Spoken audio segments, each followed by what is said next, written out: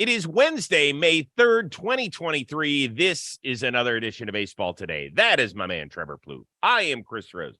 Producer Dan along for the ride as well. Looks like you had so much fun at the game on Tuesday.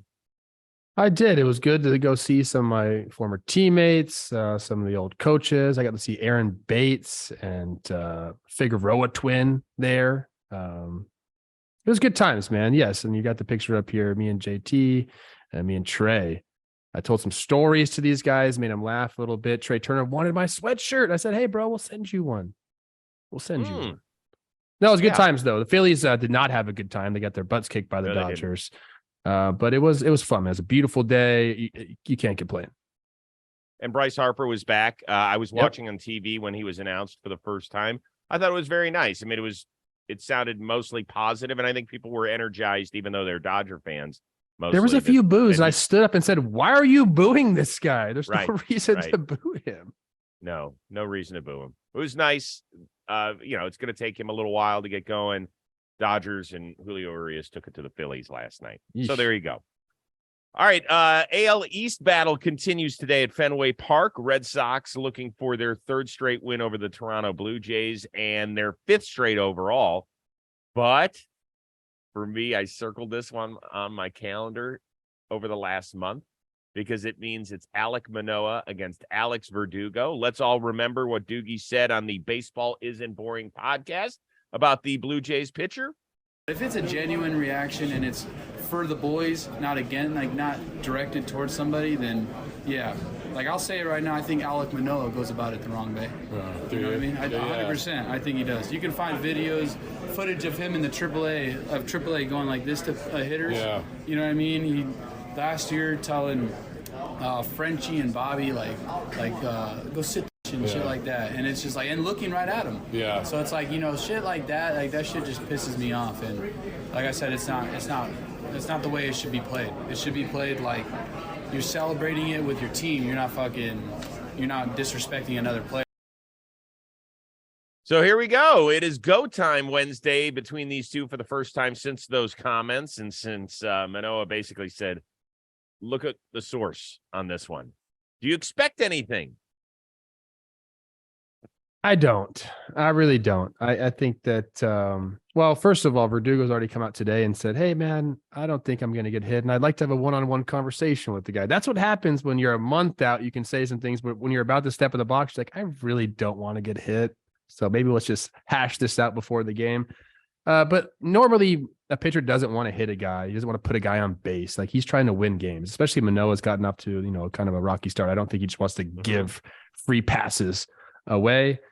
The only thing that could change that is if Verdugo hits a homer and does something, and then Manoah's like, wait a minute, how's this playing out for us today? So I think there is like a small possibility that something happens, but I believe both these guys will be professional about it and just kind of move on, especially if they do have this one-on-one conversation that Verdugo wants, but I don't know if he's going to get it. Not on a start day. Manoah's probably locked in. So maybe he might have to wait to the following day. Yeah, so to answer your question, I don't think anything's going to happen. I don't think anybody's going to get hit. I mean, and by the way, when I said I was energized to watch this, that's not what I'm looking forward to. I hate it when guys get hit. But these two guys are high energy. They are into the game. It's why I love watching both of them. You don't think that if Manoah punches his ticket tonight that there's going to be a little something like this or a stare down? I do think that, yeah. Okay, so to me, that's something. That's something. So I do think that something could happen. If Verdugo hammers one off the monster, and he has been one of the best players in the American League all season long. And by the way, Manoah's got to worry about getting him out. Verdugo's 7 for 16 against Manoah with, I think, 3 or 4 extra base hits, an OPS of 1,200. And he's been doing a ton of damage this year. So that's got to be the sole focus. It can't be this soundbite. But I want to see at least one extra base hit out of Verdugo. I want to see at least one punch out of Manoah so that I can see if there's something done. If there is an instance where it's like open base, 2 outs, like, does it really want to? I'm just saying, like, these are the situations that could come up that might cause that to happen. I don't think it's going to happen, but just, watch out for those situations because like you said, a big strikeout, a big hit, and there's some celebration going on that could spark these guys in a heartbeat. I think before the game, if you're asking me right now, I don't think anything's going to happen, but things can change quickly, especially at Fenway. If Verdugo's getting fired up and Manoah's like, wait a second, I thought I wasn't supposed to get fired up and neither were you. Could happen. I'll be watching tonight. Can't wait. 7:00 Eastern, 4:00 Pacific. I'll be parked in front of my TV watching this. You know what? Let me go on a little bit. I love when there is tense like rivalries like this between players. Yes. I think it's good for the sport as long as they don't cross over into, disrespectful or dangerous territories. Like, man, it's good for ball. Like you and I are both saying, I want to see this matchup. And like typically like a Manoah Verdugo matchup, whatever. It's a fine matchup for a baseball fan. But when you add on the drama, like it's pretty good. I have no problem with what's gone on. I have no problem with what either guy has said. As long as there's no violence that ensues, I want to see actually the rivalry continue. I don't want to see them sit down and break bread yet. That's me. Meantime, what the hell is the matter with the St. Louis Cardinals? They fell to 10-20 last night after losing the start of a homestand to the Angels. Here's Ali Marmol. No one's feeling sorry for us right now, okay? The league loves watching us fail because we're good every year. So there's not a team out there that's sitting back and feeling sorry for us. No one's going to hand us anything, and we're just going to have to dig deep and prove everybody wrong. And we're up for the task. Is this team still the favorite to win the NL Central? Oh, my gosh. As of right now, no, I don't think so. I think they need to make some adjustments. They need some pitching help. I know Waino's coming back, but I don't know if that's enough. I think he's going to help in the clubhouse when he's back. That's going to be a big help there. And they've been hitting the ball all right. I think they're going to see some guys, perform better, whether that's Arenado, whether they figure something out in the outfield to give these guys some consistency. Cause I think that also plays into this a little bit. Like if you're shuffling these guys, we know they have a lot of outfielders, but if you're shuffling guys in and out of lineups, you're not giving people a chance to be in a rhythm. And so I think they need to figure that out. Like how are you going to set your lineup day in and day out? I think there needs to be some, what am I trying to say? Some consistency there. I think, like I said, Arenado will get it going. No doubt. He's been struggling quite a bit as of recently. But the biggest thing for me is, they need to figure out their starting pitching, and whether that's going and dipping into the farm system and pulling some guys out. I mean, I don't know if they have anybody really coming that can change their fortune at the big league level. The free agent, or excuse me, the trade market obviously isn't really developed yet. It won't be there for quite some time. So I guess that's where they'll have to go. But if you're asking me right now as constructed, I don't know, man. I think they have to make moves if they want to catch the Brewers. So I did a little digging into this one, and I talked to some people close to the Cardinals organization. I said, what is going on there? Ooh, I can't wait to hear this. The number one thing out of their mouths was lack of leadership. And they did say that Wainwright's going to help that. Yeah. But they said that there's a real serious lack of direction right now. We have talked about this as well on top of it, and you just mentioned it. They have so many good players that they don't know their roles. And can you explain to people what it's like? Because we just figure, okay, well, if you play 4 out of 7 days a week, then what's the big deal? You should be able to do your job, shouldn't you?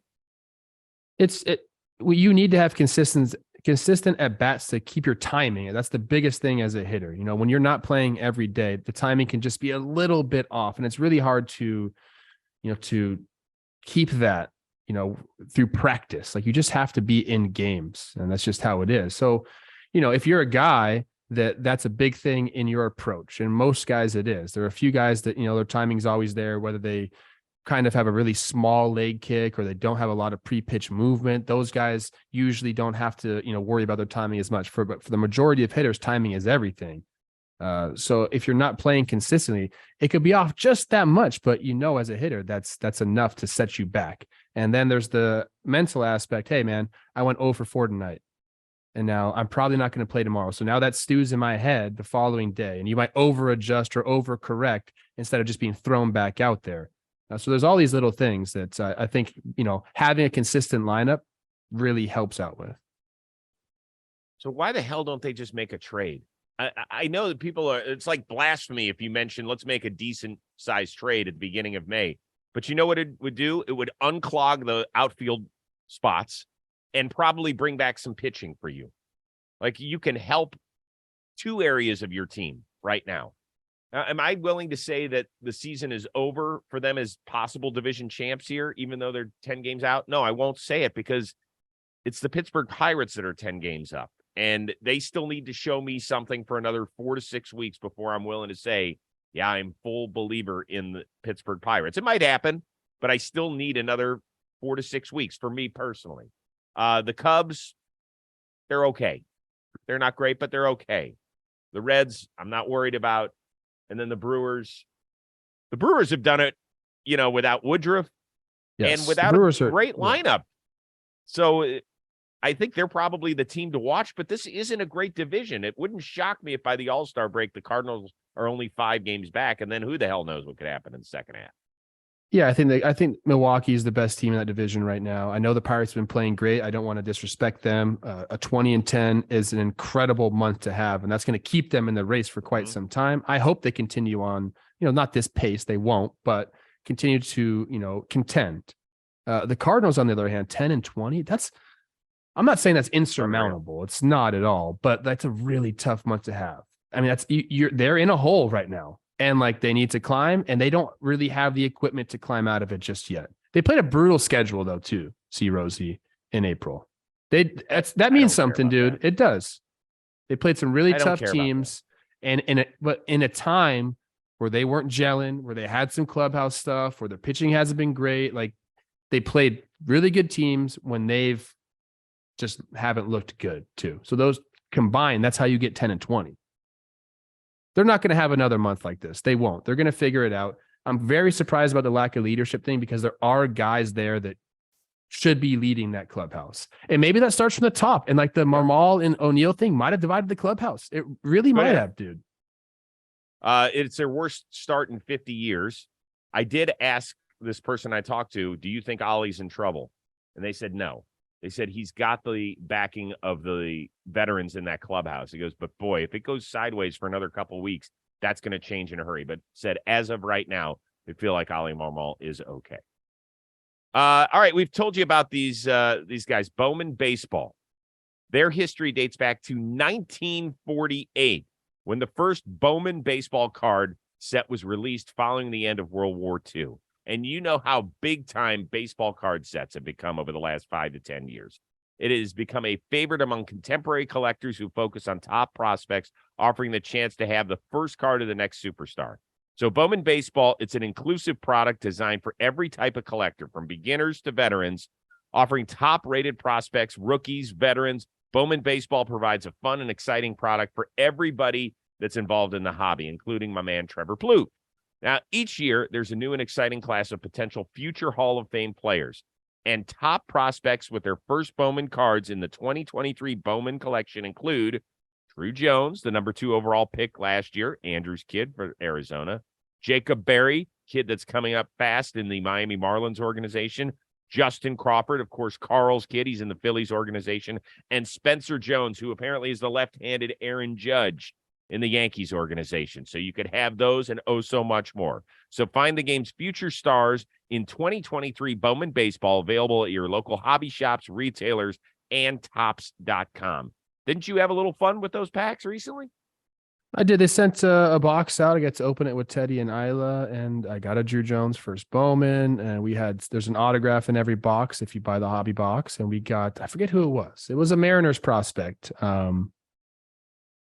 Gosh, I'm blanking on the name right now, but it's so fun, dude. It's just fun to open the cards with the kids. You get to explain, who's this? What do they do? There's not only rookies in there. There's also some big name players. You're gonna get your Shoheis, your Ronald Acuna Juniors in there as well. So it's just fun for everybody. What was it, Bryce Miller of the Mariners? Because if so, it wasn't. Hang on to that bad boy, because it was all about the Millers last night in Oakland. The aforementioned Bryce Miller, Seattle's number 2 prospect, retired the first 16 batters of his major league career, didn't allow a hit until the 6th. He struck out 10, didn't walk anybody en route to a no decision. Meanwhile, the A's Mason Miller, that monster, 7 no-hit innings, pulled after 100 pitches. Seattle then scored 2. Goodbye no-hitter. Goodbye win for the A's. With nothing good going on with the A's these days, should Mark Kotsay have thrown the kid back out there in the 8th? No, he shouldn't have. Look, I get it, man. Like, I know there isn't a lot going on, and that would have been special, but he's a young kid early on in his career, and they're really looking to keep him healthy. I don't know.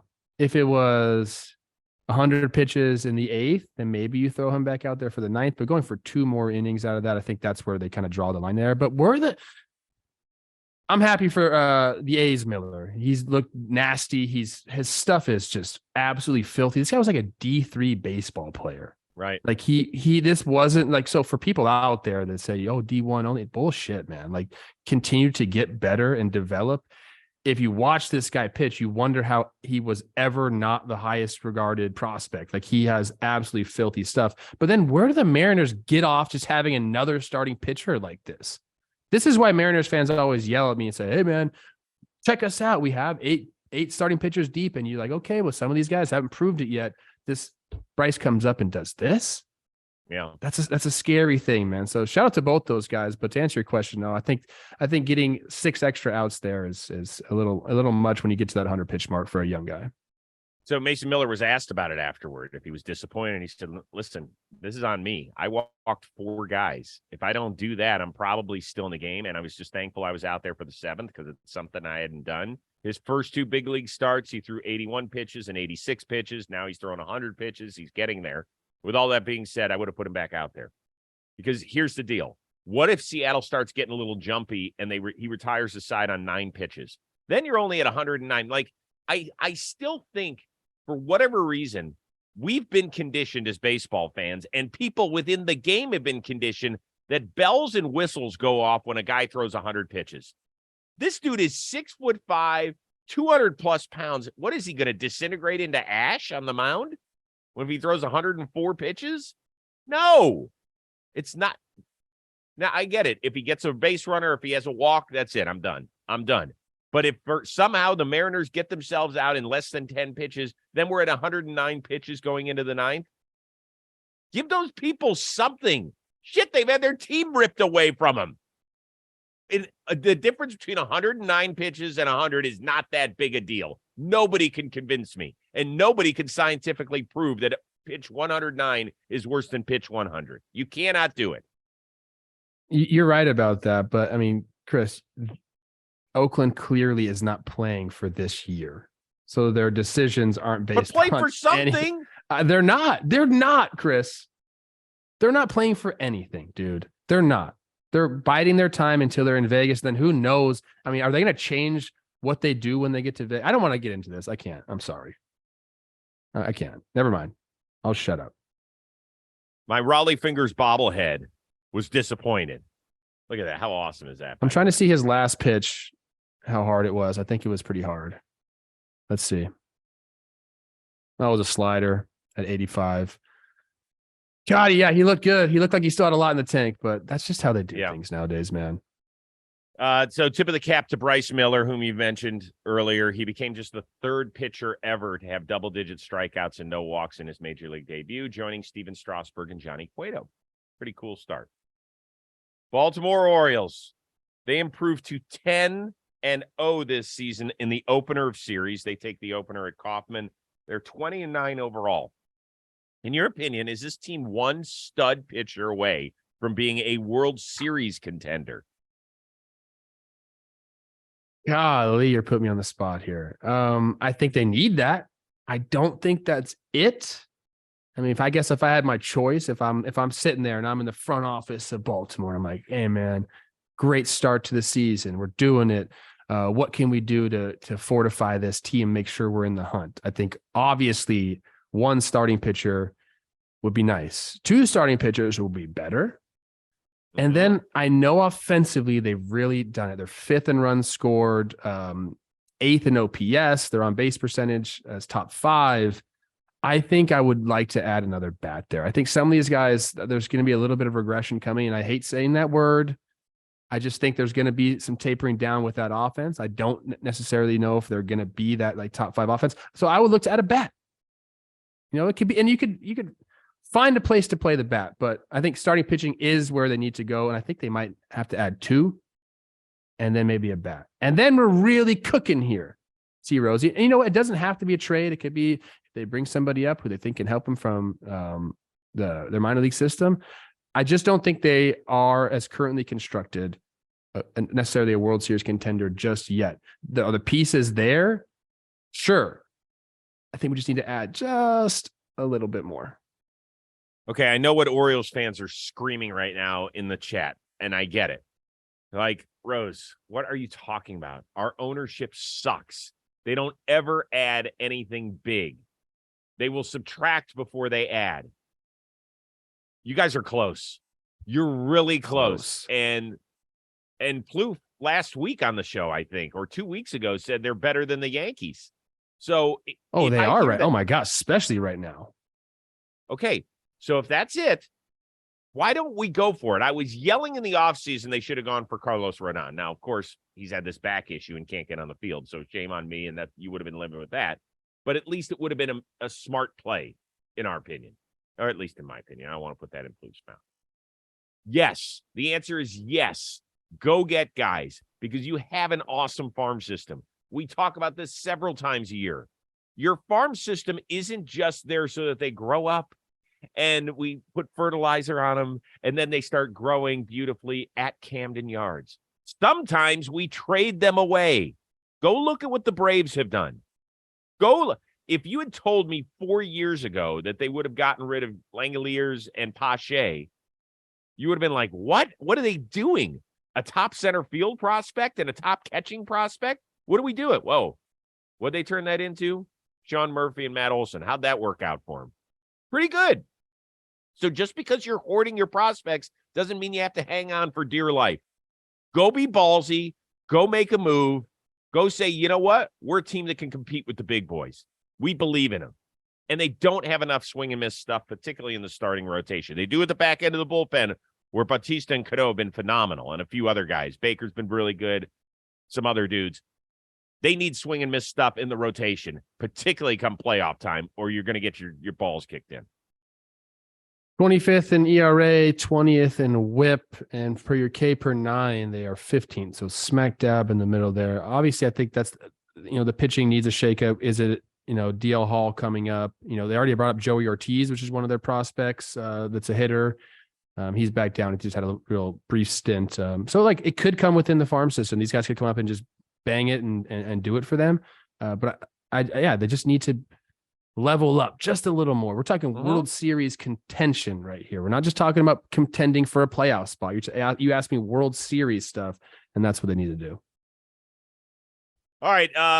Listen, when we're in the middle of the baseball season now, and we're inching closer to the middle than we are the start, right? Start's way back there. We're closing. So my point is this. You want to watch a lot of baseball, but you got to make dinner, every night.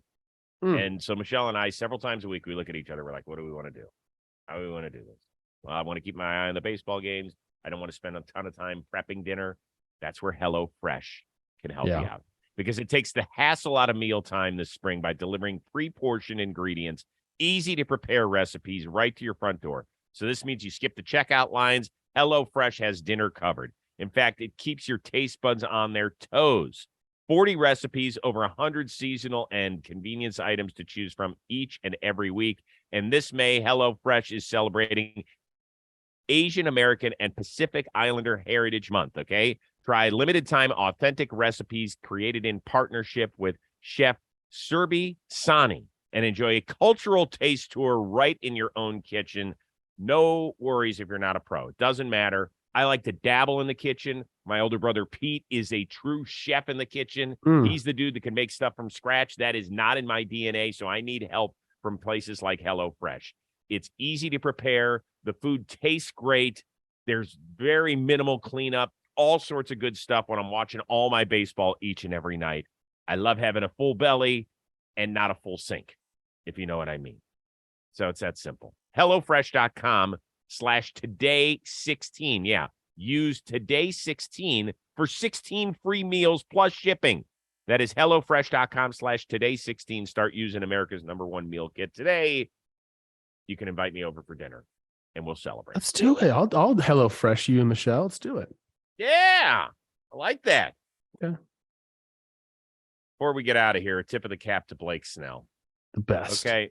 The best. The Padres, Orsillo and Mudd were interviewing him during the game last night against the Reds. So they throw the headset on. Here's what happens during Juan Soto's at bat. By playing catch, bullpen, and see what we got the next start. Let's go. Here we go. Here we go. Start moving. Uh-oh. Look at Manny. Look at him go. Look at him go. Manny now scores. We're talking. Throw to third. Safe. Safe. Come on. Look at him. My man. Oh. Okay. For those of you that are audio only, please get to our YouTube channel today and just watch that portion if you want. Okay, scrub ahead. We put the time codes in and everything. Dan will put them in there. Because when Cano slides into third, Snell do the save.